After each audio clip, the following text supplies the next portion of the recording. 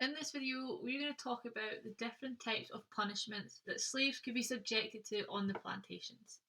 Now, given the difficult lives that they led, it is no surprise that many slaves tried to fight back against their owners, either violently or through passive resistance, but this often meant that they would be entirely legally punished for their actions. The fear of a revolt was never far from a plantation owner's mind, as they were heavily outnumbered by the slaves. So they opted to control the slaves through fear and punishment.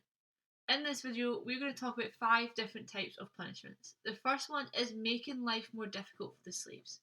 Now, this was a common punishment for simple crimes such as not working hard enough or eating the sugarcane. And punishments could include things like shackles, neck cuffs, iron muzzles, or food rations. Anything that could make life uncomfortable for the slaves. The next is low level physical punishments. This included things like whipping or flogging, which were very common and would leave permanent scars on the backs of slaves. Sometimes salt and lime would be rubbed into the open wounds to make them even more painful. Other simple punishments would have been things like being branded on their face or thumb screws.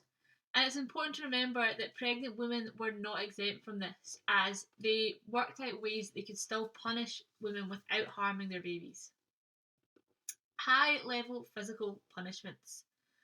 Slave punishments as extreme as mutilations were relatively common. Permanent damage, such as having limbs, fingers, or ears removed, was also seen often. These would be done in a sort of beastly manner in order to strike fear amongst other slaves.